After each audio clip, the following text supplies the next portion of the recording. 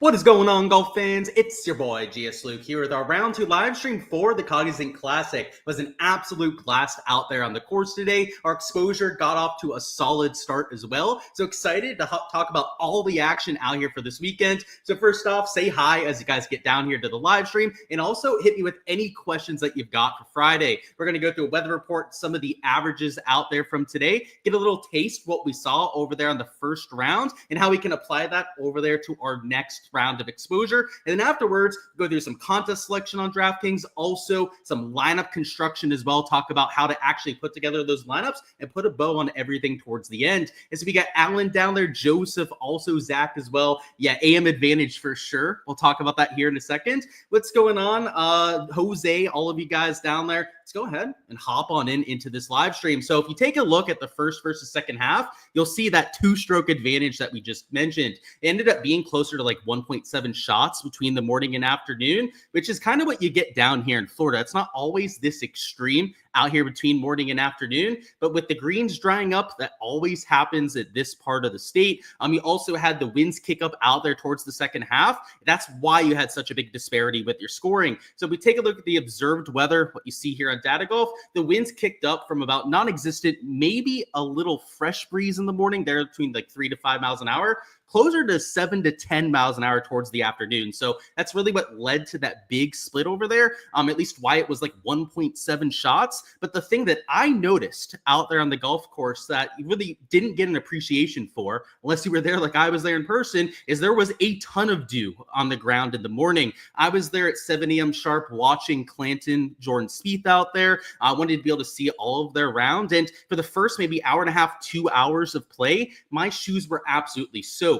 Was walking through the rough. It was picking up water everywhere. And by the time it was like 9, 10 a.m., it had that real comfortable feel out there. The temperatures were low. It was humid, so it wasn't getting too hot. And the balls on the greens were reacting perfectly. By the time I got closer to noon, I did notice that rather than hitting and then spinning backwards, you had balls starting to hit and then land in place. And then by the time I left, which ended up being around 2 p.m. local time, so didn't quite stay the entire day, I noticed that balls were hitting and then releasing out on the greens. So I don't know if they talked about it on the broadcast. I actually took a nap when I got home for about an hour, hour and a half. It's a little draining out there, as you guys can imagine, walking and being in the sun for 2 days straight. But what I imagine they probably mentioned, maybe they didn't over there in the broadcast, is that on top of the winds kicking up, the greens got a lot crunchier as the day went on. And going back and looking at all this scoring, a little bit of wind, right? 5 mile an hour difference isn't going to lead to a 1.7 shot difference. Now, could it lead to maybe like a 0.75 shot difference? Sure, right? That little bit of wind. But the other whole shot that you have there was with the greens going and getting a little bit firmer. And if we take a look at tomorrow, though it looks like the wind is going to be flatter, and I agree that it's not going to be as big a difference, we do have a cloudy conditions forecasted in the morning. You'll see that on some of the other models. And then it's supposed to clear up around midday. And with those sunny conditions comes the temperature rising a little bit, but most importantly, the greens are going to have that sunlight to start and dry out. So we take a look at some of these forecasts for tomorrow. This is the HRRR forecast. All of the local ones, by the way, so we'll take a look at all of these as we go through it, have it being pretty sunny during the PM hours. So I would expect the course to get firmer and faster as the day goes on. And while I'm not calling for a 1.5 two-stroke advantage like you had today, I've got it at about 0.75 shots, which is nothing that you can ignore. It doesn't mean that you have to only take AM wave players, but nearly a stroke difference, 3/4 of a shot, like I'm projecting for, is nearly 4 DraftKings points. And depending on how you go out there and give the players that 0.7 shots, it actually could be over a 4-shot difference, but conservatively, it's something that you should be accounting for out there in your projections. Now, does that mean I'm 100% correct? No, right? I don't pretend to know the future. That's just what I noticed out there on the golf course today. If you think it was all wind that caused that difference, I can't tell you guys how to think. Obviously, you guys know my tune on the conditions, but if you were going to do that, the nutted tee times for tomorrow would be in the middle of the day. What you'll notice on this HRRR forecast here is that after about 10 a.m. local time until about 3, maybe 4 p.m. local, the conditions look absolutely perfect. So if you were to be one of the later guys there in the AM wave, so the latest guys are going off at like 8:45 local, maybe your first hour of play has slightly higher winds, and by slightly, I mean just the slightest slightest difference, right? I mean, this HRRR model, for all we know, could be wrong out there tomorrow. It's calling for 2, maybe 3 miles an hour higher winds for the first few hours. But if you took some of those late AM tee times, they play most of their round when conditions are supposed to get calmer, and especially their last like 14, 15 holes are going to be in absolutely nutted conditions. And I can say the same thing about the early starters in the afternoon. So to go over here to the tee times, they did finish round number 1, so hallelujah, right? They got through all of that. You'll see, though, the last few groups are towards 8:30, 8:45, like I was mentioning in the morning. In the afternoon wave, you've also got these early guys that might be able to finish a lot of their rounds before those winds kick up. Now, this isn't the way that I'm attacking this slate. I'm just throwing this out there for anyone that's a wind truther, I guess, over there with those projections. But if you were going to say that the wind caused all of that, the HRRR would say to target that middle end of play. So late AM guys, some early PM guys might be your thing if that's your angle. But just for the full transparency's sake, I think that the AM conditions are going to be easier again. And it's not so much the wind that's going to be causing that. In fact, it looks pretty flat on all these models for tomorrow.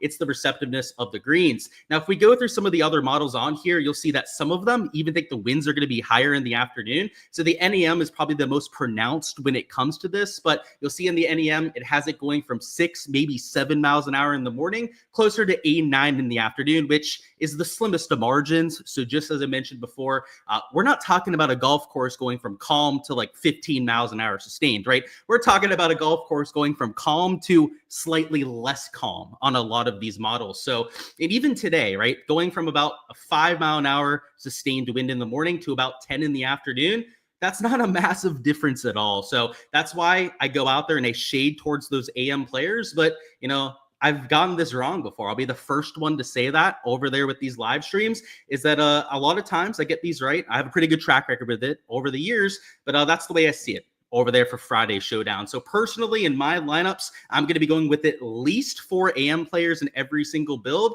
And I think there's a really good argument and there's a really good chance that I go full 6-0 out there in every single lineup that I enter. If you're a 150 maxer, you don't have to be as aggressive about that weather. I mean, even today, if you take a look at these top end scores, you had guys like Keith Mitchell in the PM shoot -7. JJ Spawn was able to pull the same thing off. And while there's a whole lot less guys that were going on from the PM wave, like your Shane Lowry's, your Andrew Novak's, Chris Kirk's, all played on the harder side of tee times, it still got the job done. So if you are a 150 maxer, you're playing with a 50, probably like a 35 to 45 player pool, you might be able to take a few of those PM wave players, but I'd be picky about it. If it's going to play 0.75 shots easier in the morning, that's something that I personally want to go out there and lock in. So a lot of that's going to depend on how you read these weather forecasts, but you can see here, they look the exact same as round 1, right? They weren't calling for a massive difference in conditions.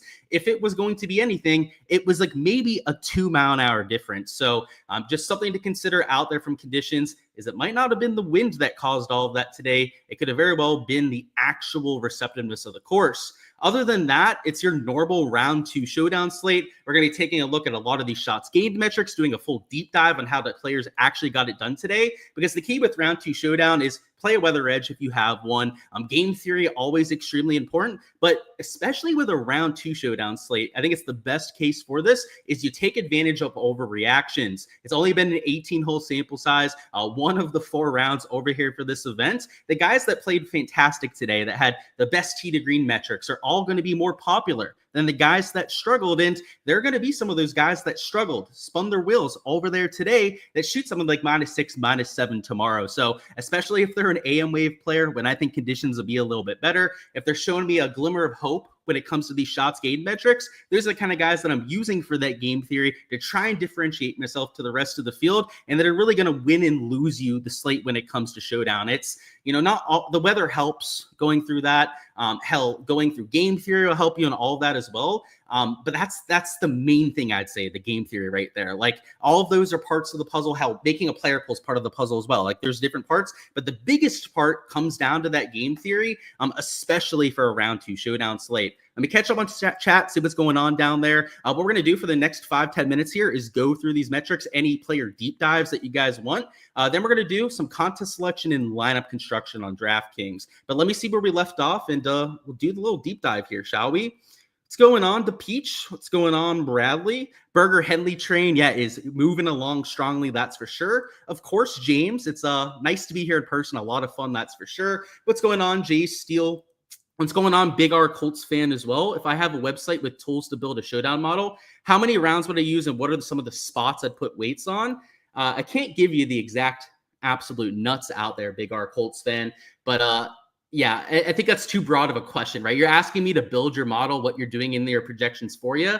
You're going to have to narrow that down, man, because I'm not going to give you the absolute nuts. I hate to say that. I've got my own website, right? My own stuff that I do out there for modeling. If you have a question about a specific stat, feel free to let me know, right? In terms of sample size, Showdown, I will say this part, 24 rounds is usually a really good barometer, especially this far into the year. Like you might have some stats that are pulling from 2024, but 24 rounds is going to be good for a lot of players. So yeah, the stats though, I've got to keep some to myself. I hate to say it, dude. It's I have a lot out there in my modeling, right? My Patreon page has my modeling. I have whole videos, course breakdowns where I talk about all that. But I can't just spoon feed it to you. Didn't the Mexico Open 2.0 in your bingo card? It was an easy round to Peach, but I called for that. I thought I was going to play super easy, man. So I don't know if you watched any of my content or caught any of it this week. It was far from unexpected. I guess I'll do this aside now because I wanted to do this rant at some point. The people that are complaining about this course playing easy are kind of outing themselves to some extent. Like there was rain in the area. Anyone with some sort of a pulse knew that it was going to play a lot easier this year. And complaining about it after the fact, I don't really get that. Like I could see if we thought it was going to be a U.S. Open. Like round one at LACC, I understand the gripe about that. It's a freaking U.S. Open, and the winning score was like -9, -10 after the first round. Bitch about that, sure. But this is the Cognizant Classic. Like, I know it's my hometown event. I like a hard course. I like carnage, like all of us out there. But dude, that overreaction on Twitter X just made me roll my eyes. And it's, I don't know, a lot of people that I think just can't be happy, right? You give them easy conditions. Oh, yeah, this is too easy. This sucks. You give them hard conditions, like, of course, like API. You give them the farmers, for example, and it's the same people crying about the golf course. I don't get it. I'm not picking on you, by the way, DePeach. It's the people on Twitter that I'm talking about, by the way, that this literally a couple weeks ago, they're bitching about the farmers and the wind. And now what? They're mad that they're scoring on the same golf course. Like you can't have it both ways. So that's the rant. That's over and done with there. I think people just need to enjoy the moment. The conditions are given. Like they set up the golf course to the best of their ability. You deal with the same hand as everyone else out there. Bitching and moaning either direction is, I think, the softest shit that I've ever seen. That's for damn sure. Can I deep dive Kurt Kitayama? Absolutely. And he had a very frustrating round, I would say. So the reason I'd say it's frustrating is he set up a ton of birdie looks, but you can see here with the short game, he lost 3.5 stroke short game. So his off the tee play could have been a little bit better as well. He only hit 35% of his fairways, which a lot of times around this course, he only hit 35% of fairways. You're shooting like +4, +5. So he's definitely going to have to figure that out. But the short game, you'd imagine, can't be as poor as what you saw for round number one. But I will say with Kurt Kitayama, let me bring him up here in another tab, is that this has been a trend for him lately. So it's not like he's been putting well and then had that one round where it went sideways. I mean, last two events, Mexico Open, he lost nearly 5 strokes putting. He lost over 3 strokes putting over there at the Waste Management. It's a disturbing trend over there with Kurt Kitayama. So if you're okay with that, you think he has a chance to go out there and improve, I would say I agree with that. I do think that he's going to play a lot better tomorrow, but the putting is going to be what it comes down to. Like if he loses another 5 strokes with the putter at this event, it's likely going to be a missed cut out there for Kurt. Where did we leave off?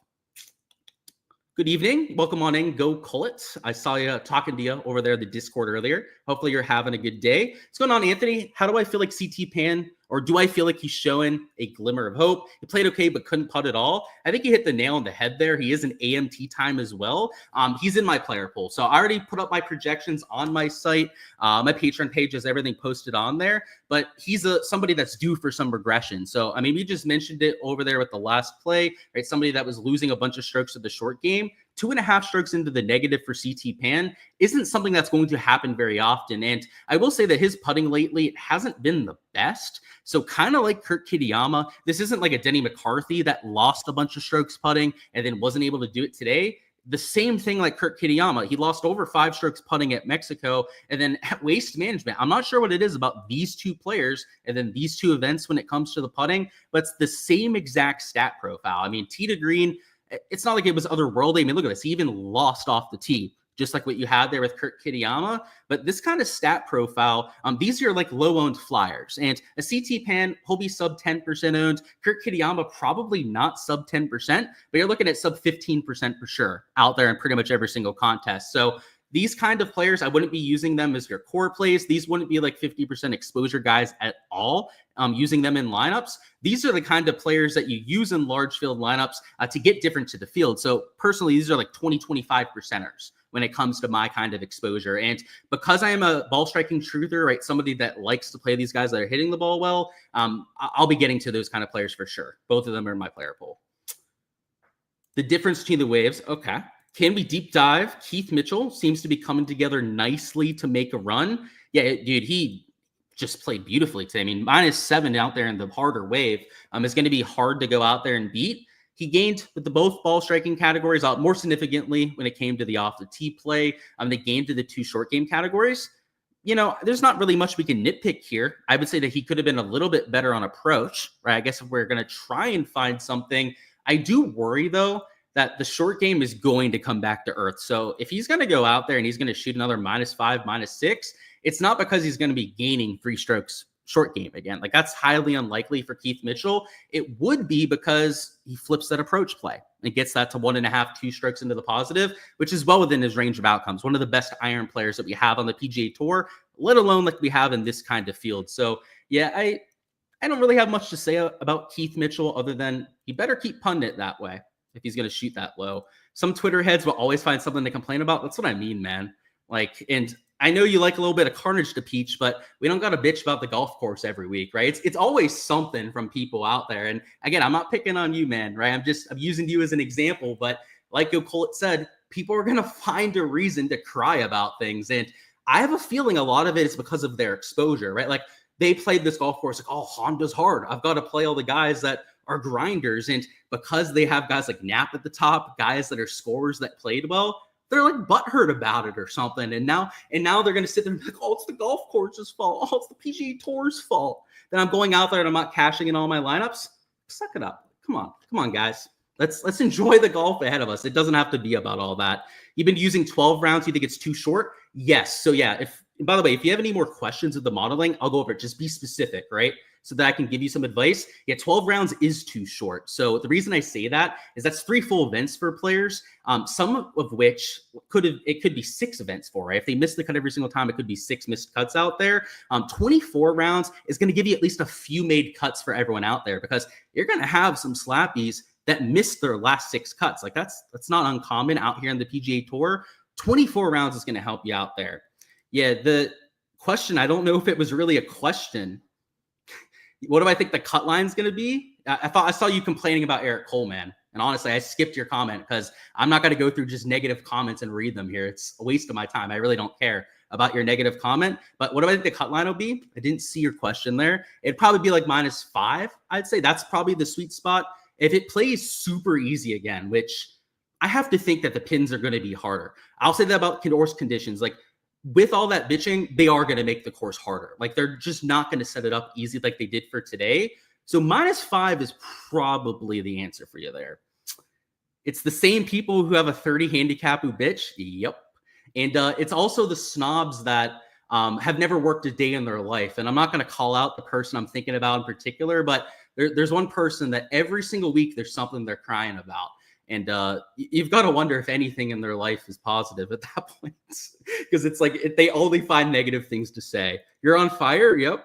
Hey, it's a golf course to fire me up, that's for sure. They'll deep dive on Clanton. He looks good. Yeah, so I got to see a lot of his round in person today. He sprayed the ball off the tee. So I'm surprised that he even hit 7 fairways. It felt like less than 7 fairways that Luke Clanton was hitting, but just across the positive in all 4 categories. So this kind of stat profile, I don't want to say it's like preferred over gaining a bunch of strokes across all 4 categories, but it kind of is, right? He was solid. He went out there. He didn't really have a weakness in his game. Also didn't really have a strength out there and still mustered together a -4 round. Unfortunately, though, is going to be on the PM wave tomorrow. So I don't know if I like him in Showdown as much. Being out there live today and who really surprised me, who do I think could suck? So I didn't get to see the entire field. So when I'm following a few groups, like I followed the Spieth group, I followed the Clan group, I'm only getting to see like 6 players for a vast majority of the day. So there wasn't a whole lot that I can really say that impressed me. I mean, who was in that Clan group? I saw some Michael Kim today. I followed Michael Kim because I bet him outright. He drove the ball a lot longer than I thought he did. He was out driving his group by 10 to 15 yards on every single hole. So that was impressive. I don't know if it really helps us out all that much for Showdown. Who's Quade Cummins? It's not a guy that I knew of before this event.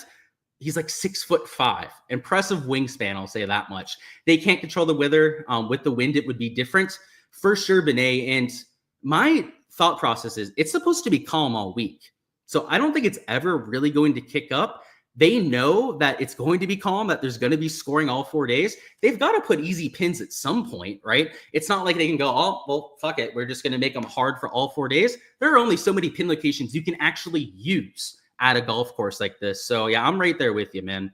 It's a, and who knows, right? Tomorrow might play over par for all we know. They might come back with a vengeance. Deep dive Benny Ann for you. Looked like his putting cost him. That was it for the most part. I would say that his ball striking could have improved as well, especially towards the end of his round. He started leaking strokes with the iron play, specifically towards the bear trap where he made some really costly errors out there on the second shot. Putting, believe it or not, was into the positive for Benny Ann. So I would say this kind of stat profile isn't ideal, but he is going to be low owned. He's -2. He's there at T76. Won't be an extremely popular player and is also on the right side of tee time. So, he'd be kind of like the high upside flyer if you're going to use him. Thanks, Luke. Just hoping CT Pan can make the cut. Best of luck to you, Anthony. Deep dive on Norman. So I didn't get to see any Norman today other than one tee shot. Kid is an absolute striper, that's for damn sure. And the approach play carried his game today. So he gained over 3 strokes out there in approach, lost over 2 strokes out there with the short game. I don't know his tee time, so let me just do a little quick deep dive over here on this tab. So he has a PM wave tee time for tomorrow, which it's sub-ideal. But as I said, if there are a few PM guys that you guys love, for example, like a Norman, you could still use them out there in a few lineups. I just wouldn't go too crazy with the PM guys. That is if you agree with me, right? If you don't agree with me on the fact that the receptiveness of the greens was the bigger deal today, then Norman's a great play, right? If that's your process, that's your take on the weather, which, by the way, I think is perfectly fine. Like, I'm totally fine with you not doing what I do, right? Like, that would give you some leverage, I guess, right? If you think a lot of people are going to play the AM wave players, Norman would be one of the PM guys to look at. That's for sure. We leave off. Pendrith sucked putting today. He did. Who else? It was, we'll go through the stats here in a second, but there's definitely one. I'm not picking on you, DePeach. I don't know why you think I am down there in chat. It's like your third comment thinking that I am. I've told you multiple times. I'm not picking on you, dude. You're just disappointed that the rough is so weak. That's the only issue. It's the same length, but they're using a different strain of grass. So, hey, and there could be a million reasons for that, by the way. This is the first year that they made that change. It could have been that there was an illness. By the way, grasses get sick. I don't know if any of you knew that, but there are illnesses that go through grass and can kill them off. It could have been that killed the natural Bermuda grass. It could have been that it was too warm to grow the Bermuda grass. It could have been too cool. Could have been too dry, too wet. For all we know out there, you got to cut these guys some slack. Trust me. They set up the golf course to the best of their ability. Crying about it after the fact ain't going to change shit. I promise you that. Can we deep dive? Minwoo Lee could use a bounce back. That's for sure. He's going off early. I've got him as a high upside player. I'm using him, but he was terrible. And I mean, just about as horrendous as you could have possibly been today. He lost across all 4 stat categories except the putter. But he's an extremely aggressive player. And you can see here, right, he double bogeyed 9. So that's where a lot of those negative shots gained came. And didn't make a whole bunch of birdies, which has me thinking that the putter could have been cold on a lot of those opportunities. I have to do a little bit more of a deep dive on Minwoo. I'm going to have to take a look at some of the hole-by-hole stuff. But I think that he's in play as a high upside option for sure. Like he's low owned. He's going to be a lot lower owned than the guys around him. In the right spot, you could use him because he's on the right side of things. TV coverage really transitioned into the afternoon golf to interviews and stroking nap. So it's a good thing I took a nap then and didn't watch the coverage, dude. That is disappointing. but I'm not surprised. That's for sure. Of course, I got you, Noah. Harry Hall, or he could. Yes, he is a or he could guy, Wayne. And Minwoo Lee, we just mentioned him looking horrible with the stats. So is he, right? He's a high birdie player, high pedigree player in this sort of field. He could definitely do the job as well. How did my boy Spieth today? Could he get us a top 5? I sure hope so. He's got a top 5 fill to make it into the API. So he does have that T4 finish at Waste Management, helping him out in the Aon Next 5, I believe is how he would qualify. But he has the top 5 this week to get into next week. So the motivation will be there, that's for sure. With greens drying out, how important is around the green stats? Not at all, James. If you're looking at around the green out there in your showdown process, don't be. Eliminate it completely out there from your showdown process. It matters for main slate when you're looking at positioning points and you're trying to jockey over a 4-round event. Single round sample size, especially for showdown where it's all about your birdies, there's no placement whatsoever, right? Out there for rounds 2 and 3. Why would we care all that much about around the green? Bogey-free rounds are nice. It is nice to not have to bleed away 1-2 points out there when you make bogeys, but it is far more important how many birdies you're making. So I personally don't look at it at all. It's something I don't incorporate whatsoever. Outside of the one hole, Shane Lowry looks dialed in today. Granted, the putter also carried him.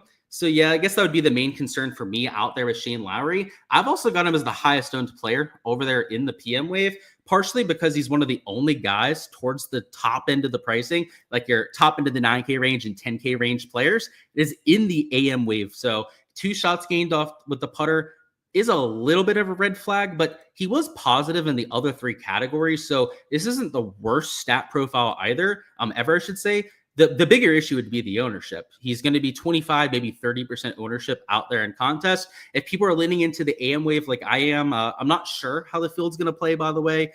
Maybe they react to this video a bit and start to play a little bit more AM wave as well. If so, Lowry could be over 30% owned. So that would be, it's not a reason you have to fade him. You can get different elsewhere, but it is a red flag. How do we feel about Matteo Manassero? It's a good question. So Matteo was a good course fit here.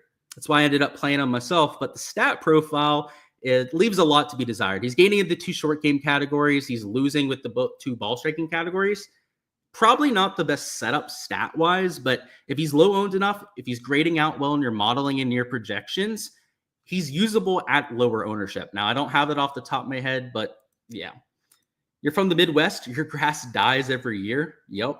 And probably not from diseases, right? That's just from the lack of water out there. Didn't see Kitayama. Dive him, please. So yeah, I thought we already did, but I'll bring it up here really quickly for you. He lost in the 2 short game categories. So he was one of those players that's due for some regression. Which, speaking of, let's do the deep dive on these stats now before we talk about any other comments that you guys have. And by the way, Brian, better to have you late than never. So welcome on in. In terms of what I'm looking at in the round 1 stats, I want some ball striking poppers. So that's usually where I start with my process, where I started when I went to building my player pool. And a lot of these guys are AM wave. So Knapp, obviously, Fowler started in the first half. Same with Thor Bjornsson. But Joel Damon didn't. And Joel Damon lost nearly 3 strokes putting. Feels like he could be a nutted showdown play for tomorrow. And Taylor Pendrith, he gained to the 2 ball striking categories, lost nearly 3 strokes to the putter. Also, looks like a pretty damn good showdown play. Emiliano Grillo also lost 3 strokes short game, but gained over 3 strokes to the irons. These are the kind of players that I'm looking at. And, you're going to have to parse through, figure out which ones are actually on the right side of your wave edge. If you're playing it without a wave edge tomorrow, right, maybe the whole top end of the board here are the kind of players you're looking at. But those 3 are a few examples of guys that are checking boxes for me. And, Kurt Kitayama, maybe he's not as elite out here in the ball striking category. But if you go over to the approach play, you can also use that out there with your process. And that's where you're going to see guys like Kurt Kitayama going out there and popping off. But Doug Gim, I also believe, is going to be AM wave for tomorrow. Let's keep going down a little bit further. Who else on here? I believe Grayson Sigg, also an AM wave, if memory serves me correctly. JJ Spawn, Kurt Kitayama, as we mentioned. Even Davis Thompson here, who you can see he was positive out there in both of the shots gained on ball striking categories, but lost over 2.5 strokes with the short game. So these are the kind of players that I'd be expecting to regress back to the mean with the short game. And then on the flip side, right, this ball striking over here, That's the kind of stuff that you can keep going out there from round to round. So let's go over here to the short game categories now. Take a look at some of the guys that lost a whole bunch of strokes putting. So guys that lost like 3-4 strokes putting, there's next to no chance that's going to happen back-to-back days. Now, that doesn't mean that Damon Pendrith are going to gain 3-4 strokes putting, right? Of course not, right? They're slapdick putters for a reason. But even if they're just a neutral out there in that category, that is going to be a market improvement over what you had there. In fact, that's a -5, -6 round with how well guys like Damon and Pendrith hit the ball today. So a few of these guys could be a look for some sleeper plays like Seamus Power. He was pretty good from tee to green, but lost over 2 strokes with the putter. A few other guys that also check that box, like a Davis Thompson. I know we mentioned him as one of these ball striking poppers, solid with his tee to green play. All going to be a lot lower owned than these guys towards the top end of the ball striking list that were also solid with the putter. So, biggest example would be a Jake Knapp up there, but even guys like a Ricky, even guys like a Thor Bjornsson here, a Glover that were able to get to -3, -4, -5, maybe even better rounds out there for round number 1, who a lot of the field are going to go out there and hunker around. They're going to try and take their safe plays. They're going to try and take their guys that are up there in the top 25, top 30. And now it won't be nowhere near as bad as what we have for Sunday Showdown, right? Sunday Showdown, when you have this placement points, the top end of the board is going to get peppered even more than what you have for this kind of slate. But it still has an effect over here in round 2 Showdown. You're going to have people that are looking for those informed players, which is why I really like looking for some of those short game regression guys, because they're not going to be nearly as popular as some of the guys that were more well-rounded, like you have here towards the top end of the board. You also look at around the green. So players that lost a whole bunch of strokes there are unlikely to have that happen again. So Lucas Glover would be a player that fell victim in that category. I do believe he's a PM wave player though. So at least in my process, not going to be one of my favorite plays, but like a Matt McCarty, he was solid ball striking, and he's usually one of the best short game players that we have out here in this field. He lost nearly 2 strokes out there with the short game. So those are the kind of guys I'm looking to have a better round number 2. On the opposite end of it, the guys that gained a whole bunch of strokes in these short game categories could be due for some negative regression. So players that kind of fit that would be like a JJ Spawn, gained a bunch around the green. Jake Knapp with the chip in on hole 2. That had a lot to do with him gaining about 1.5 strokes in that category. But your Brian Harmons, your Kazires, your Novaks up there towards the top are players that I'm going to downgrade a little bit in my process. Doesn't make them unplayable, right? There's a difference between downgrade and then taking out of my player pool. They're just slightly lower when it comes to their projection because of how they did it with their short shots gained categories. Go to the putter. The same thing is true. These guys that are up here towards the top end of the putting could be due for a little bit of negative regression. So a lot of these guys, by the way, were AM wave players today and are going to be in the PM wave tomorrow. So that's just another reason to potentially hop off of them if you're somebody that thinks the AM is going to be the easier side of things. Brian Campbell here at T48, I believe he will be an AM wave player. Unfortunately, though, right, he carried his game with the putter. So it feels very unlikely that he's going to go out there and be able to pull that off again. So in general, these short game poppers are players that are fade candidates for me, especially if they're on the wrong side of tee time. So that's it for the shots gained recap. Should give you guys a pretty good idea of what I'm looking for in the stats. Of course, over there on the Stone on the SHIPIT Nation site, you've got the approach series where you can look at that true approach delta. You've got the round 2 historical, a lot of the stuff that we've mentioned here on the live stream before that you can add on top of that out there in your process. So make sure that you're using a bunch of different data points. It doesn't just have to be what we saw out there for today, because that's only one piece of the puzzle, right? Having that long-term mindset of round 2 historical, being able to take a look at some of the longer term stuff is always going to be very valuable on top of just what we had for today. Let's see.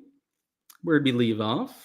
Of course, Maddie C. We are favoring the AM wave, but you want to go back to the beginning to get the full deep dive on that, Brian, because I did mention that I don't think that it's 100% an edge. So I want you to go back and get the full deep dive on it so you can make a decision for yourself. That's about 2 to 3 minutes in.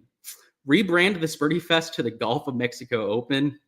Got another one in chat. I'm not going on the rant again, but if you know, you know. We got another one down there in chat. We're following Spieth today, I take it. Oh, yeah, Brian. I was following him, Luke Clanton for a lot of the round. And then afterwards, I did go around to a bunch of different groups for my last hour and a half there. But yeah, a bunch of Spieth. Yeah, Gulf of America. Let's use the right words around here, by the way. It's not Gulf of Mexico, it's Gulf of America. Like Google it said down there. By the way, that's wild that that's actually a thing. But it is, we're here in 2025 and it is the Gulf of America. All right, let's go through some of these contest selections. So what we're going to do over here now is talk about some of the contests you actually have in play for tomorrow, because this is going to determine your process. And your player pool, I would argue you shouldn't start making it until you know what kind of contest that you're entering, because as we mentioned over here, there are some shots gained guys towards the top end of the board that look great. And if you're playing into single entry, you're going to cash contest, you can play a bunch of these guys up here towards the top. But if you plan on entering GPPs or even like a smaller field single entry, that sort of thing, you need to start to get some leverage into your lineup. So that's why having an idea of where you're actually going to put your money ahead of time is important before you go out there and build a player pool. So let's go through some of the contests on here. You do have a big 5-5-5. This is a six max over there for tomorrow. Was that 20% to first place? So a pretty good payout structure, I would say. Not ideal. We'd much rather have it closer to 10-15% out there to first place, but I've seen worst payout structures for those large field GPPs. Got the big $25, which looks to have just under 6,000 entries. Kind of disappointing that you only have 6,000 entries there, but also rather top heavy. It is 20% out there to first place. So it's sub-ideal, but it's not complete trash. Like when it starts getting closer to 25-30% is where I have no interest in entering that contest. This $100 single entry here is much more up my alley. It's closer to, I think that's 15% out there to first place. Don't judge my mental math after a long day on the course, but this kind of contest here, you finish in 10th, you win $500. That's a 5X right there. You're only entering against just over 200 entries. This is right up my alley there. And if you're only entering one contest for tomorrow, or only want to enter one lineup over there for your round 2 showdown, you'd be much better off entering one lineup over here for $100 than, let's say, splitting that up over 4 in that big $25. I feel like a lot of people will do that. They'll enter like 2-3 lineups over here in this large field GPP. And unless you hit the absolute nuts, you're losing money in like 95% of cases over there in that kind of scenario. Whereas if you say, you know what, I'm just going to consolidate that down to one bullet over here in this $100 single entry, you still got to finish in the top 20%. Sorry, I clicked the wrong one there, but you still got to finish in the top 20% to go out there and cash. But longer term, your ROI, especially when you have those like top 5, top 10% sort of outcomes where you're not going to win the GPP, right? You're not going to finish top 5 with a top 10 percentile outcome, but you are going to be able to cash out for something like $300, $400, which would be like 3-4x your cash right there. Whereas, if you enter that same sort of lineup in the large field GPP, you're not finishing in the top 20 of that contest, right? You enter a contest with 6,000 entries, you're probably finishing closer to 1,000 in that kind of contest, which, we go back to the big $25. I hate to harp on that one in particular, but you drop down there and you're making $40 back on your $25 entry. So not even doubling up over there in that big $25. So, I think a lot of this depends on the sort of player that you are. I enter a lot of these big field contests, a lot of this big drive the green over here, this big $5 GPP. Like I'll probably put anywhere between 50 to 75 lineups in this contest for tomorrow. But that's how I choose to go out there and play DFS, right? That I like the high payout structure. I like the variance involved in these sort of contests. And luckily, this one's only a 6th the first place. So it's not quite as top heavy as some of the other contests, but it's still pretty top heavy. It's still over that 15% out there to first place that I like. But a few other ones that I noticed here, this $250 4 max continues to be a pretty solid contest. Top heavy, in fact, even more top heavy than what you have with some of those other contests, that one being 25% out there to first place. And because it is a smaller field event, I don't see that $10 max. So if I'm going to harp on anything here, I would say that the contest selection out there for tomorrow leaves a little bit to be desired. There's not as many of those smaller field GPPs. So personally, it is looking like it's going to be maybe 50 entries over there in the $5 for me. And then that $100 single entry will probably be something that I go out there and enter myself. So now that we've got an idea of where you can go out there and enter some contests, let's talk through what I'm thinking about when I'm building lineups, which for me really is really simple over here for round number 2. I'm playing AM, guys. Again, it doesn't have to be the narrative that you guys go out there and play. I'm going to continue to put that disclaimer on it because I've been wrong about that before. But I'm playing AM, guys, and then I'm making sure that I'm getting all the game theory that I can. Because if there's one thing you guys need to do in your round 2 process is don't overreact, right? You play the ownership game against those round 1 overreactions. So I'm going to make sure that we only take guys starting in the morning, and then we're going to try and take as many pivots as we possibly can. So while Shane Lowry, he has really good course history. In fact, I'm likely going to be having him in quite a few lineups tomorrow. So I don't want to completely talk shit on the guy. Like, I'm not going to be using him, but I would say if you're willing to get off of that sort of chalk, that there's a lot of upside in taking some of these lower owned players. One would be like a Sungjae Im, who, let me double check on the tee time, but I believe is an AM wave. So yeah, you can go with like a Sungjae, or even lower owned than him, believe it or not. You've got guys like Taylor Pendrith, who we just saw on the ball striking stats. We're gaining a bunch with the ball striking, but losing out there with the putter. So let's start this with a Pendrith, actually. We're going to save some salary. We're going to drop down a little bit more than we probably would, just to kind of tinker around with that lineup construction, right? You don't always have to take a 10K guy out there in your lineups. Sometimes you can drop down here to the 9K range and open up some salary with the rest of your lineup.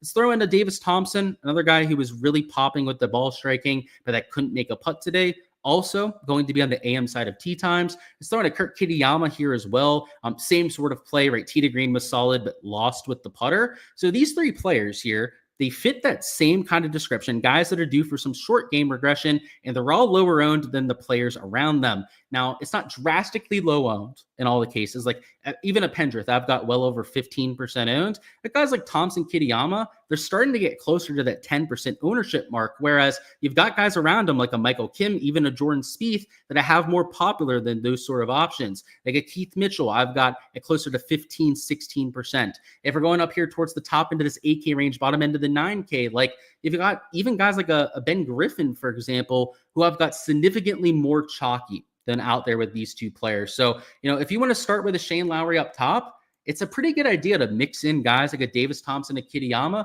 to start to try and get that differentiation in your lineup early and often. And the more ownership leverage that you can cram into your lineups, the better out there in round 2, just because of all those overreactions. Our 4th man in here, I'm still thinking about that ownership.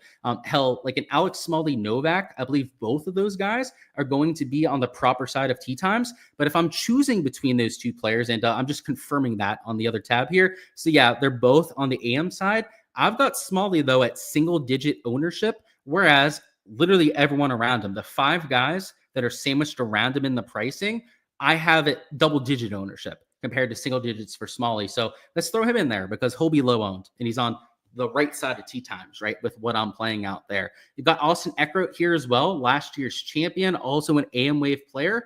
And no matter who we took as our last man in here, we're not allowed to go through it because that's against the DraftKings terms of service. But whoever the hell you play here at $7,400, you'd be totally fine with. Now, I wouldn't want to play a nap because he's in the PM. He's also going to be super popular. I would personally still try and take a pivot here to try and lead into that game theory a little bit more.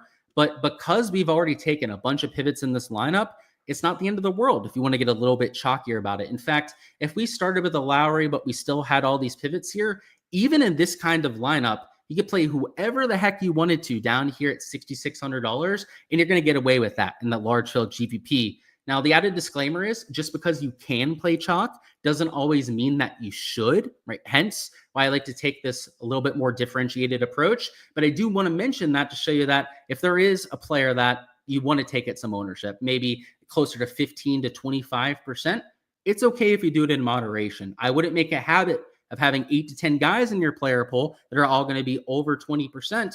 But if there's like 2 or 3 of those guys out there in your set of 25 to 30 players, then that's not the end of the world. Just make sure that you're building proper lineups around them and not stacking all 3 together. Like if you use 3 20%ers out there in a lineup, Sunday Showdown, we kind of have to do that because of the placement points in play. But rounds 2 and 3 Showdown, there's no reason to do so. There's no incentive to go after these guys at the top end of the board other than the fact that they're in slightly better form than some of the other guys around them. So just lead into that game theory. That'd be the main thing I'd say out there in your lineups. And that's for the large field GPPs, right? I'm talking big $5, big $25 GPPs, drive the green, sand trap, that sort of thing. If you're in a single entry, you don't have to fixate as much on the ownership, but round 2 and 3 Showdown, when we don't have those placement points, even in those contests, I tend to try and make more of a differentiated approach than a lot of the other people that I'm playing against. And it's really simple. When I get things right, when I hit on a player out there for a single round sample size, I don't want to share them with a whole bunch of people. And ideally, I want to share them with as little people as possible so that when somebody can score me 50 to 60 DraftKings points, that I'm actually moving up those leaderboards. Now, if the chalk goes off at 30% and scores 60 points, it sucks not to have them. So you do have to play the fine line between fading all the chalk and then going out there and trying to take a few that you think are worth it. But that's the incentive. They're trying to take some of those lower owned players. So let me see if there's any last second questions. We're over my allotted time. I've got to keep this one a little bit more concise. The ranting must have taken us a little bit over time, but let's see what we have down there in the chat. The 10-18 max is there. Let me see if I can find it. I didn't see it on there myself. What's it called, by the way? I think you put the name there. Oh, you didn't put the name. That would have made things a little easier to find. Let's see. I don't even see a $10 contest on here. Yeah, maybe if I refresh it, it'll show up. As it's not showing up for me. Damn. Maybe they excluded me from it, which would be kind of annoying. Like they have this one here, but it's a single entry. So that's not going to be the contest that we were hoping for. Is it this one here? No, they do have it. Okay. So I'm not locked out of it. Thank goodness. I would say if you're looking to multi-enter, so I mentioned that like $100 single entry, if you're looking to just enter one contest, this is the preferred GPP for multi-entering because it's only 10% to first place. So that is an ideal payout structure, by the way. If you're looking for a sustainable contest, and then it's 10% of that out there to 10th place. And shout out to DGen75 out there. That's his rule of thumb. Going out there and picking a GPP. And he calls this contest his baby, right? Because of how they go out there and structure it. So yeah, out of all the contests that we've gone through, this is my favorite. And they were hiding it down there at the bottom, right? They had it below all these slapdick contests down there towards the bottom. So make sure you get in there because that one will probably fill quickly if I had to guess, based on what we've seen in the past. But that's all I've got, guys, over there for the round 2 live stream. Smash that like button if you guys haven't already, and also subscribe over there to the channel so you guys don't miss any of the content to come. That'll include our live streams out there for rounds 3 and 4, and for all the prop and betting content over there on my channel, make sure to follow me over there at GSLukeDFS, whether it's over here on YouTube or over there on Twitter/X. I'll be live later on tonight. That'll be at 8:30 p.m. Eastern time, going through pin locations over there for round number 2. Another deep dive of the weather and how that'll impact some of the stat averages around PGA National, as well as some underdog prize picks in free ball and betting exposure. So if I know a lot of this is for DFS, right? That's why we have the DFS and then the betting show separate. For any of you that dabble on that side of things, make sure to check that out again on my YouTube channel a little bit later on this evening. But that's all I've got, guys. I appreciate you guys showing love to the channel as usual. Should be a fun weekend. A lot of golf to come, hopefully. Some takedowns in the community as well. But until then, best of luck with everything that you guys are going with. And I'll see some of you a little bit later on for the betting live stream.